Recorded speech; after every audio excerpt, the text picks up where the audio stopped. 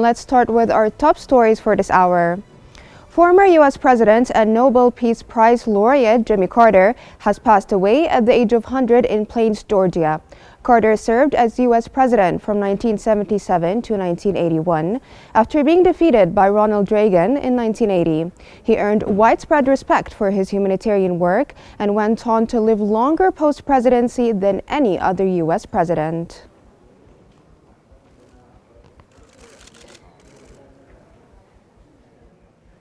Gaza-based health authorities have announced that the death toll from Israeli attacks on the Gaza Strip climbed to over 45,400 and over 108,000 wounded.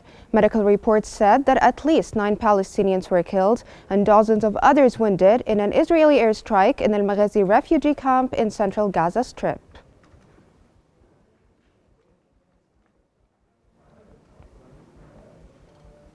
Amnesty International has called on Israel to release detained health workers, including the director of Kamal Adwan Hospital, without delay and unconditionally.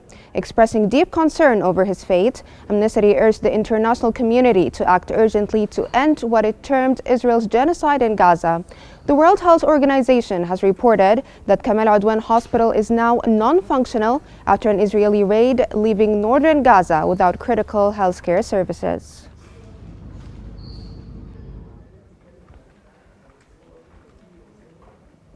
French defense and foreign ministers are visiting Lebanon to meet French UNIFIL troops. The French defense minister will meet Lebanese Army Commander General Joseph Aoun in Beirut, discussing troop deployment in southern Lebanon following the Israel-Hezbollah ceasefire. They will also meet the head of Lebanon's South Litani sector, overseeing the ceasefire monitoring committee.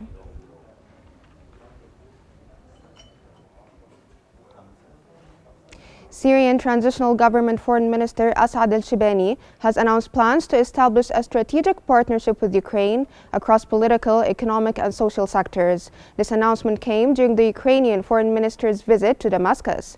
The Ukrainian Foreign Ministry emphasized the importance of monitoring the actions of the new Syrian government, noting that diplomatic ties had been severed due to past support for territorial violations.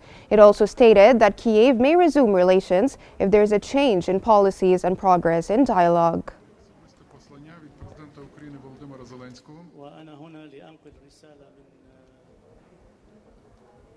Russian Foreign Minister Sergei Lavrov has stated that negotiations on the Ukraine crisis must address its root causes and reflect the realities on the ground.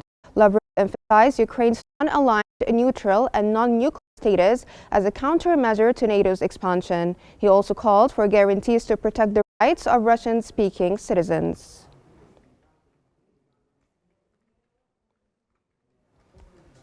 Kremlin spokesperson Dmitry Peskov has stated that current conditions are not conducive to ending the conflict in Ukraine or any of its phases. Peskov confirmed that Kyiv continues to reject negotiations with Moscow, noting that Hungarian Prime Minister's peace proposal has not altered the situation. Kyiv maintains its legal ban on negotiations and shows no willingness to change its stance, leaving the situation unchanged.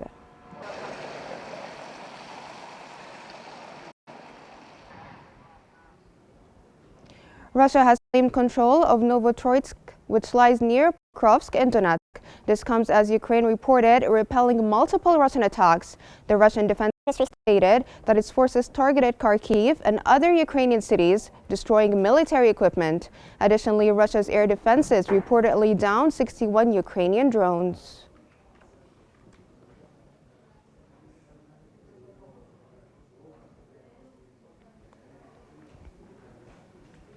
United Nations Secretary General Antonio Guterres has warned of a climate breakdown, highlighting worsening global temperatures in his New Year address. He further stated that the 10 hottest years on record took place in the past decade, including 2024.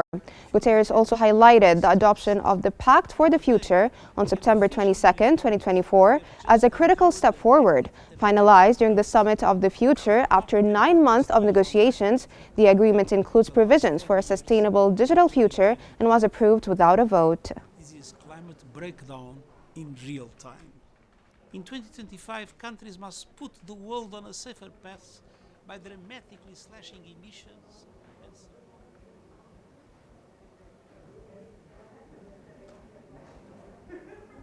This concludes our top stories for this hour.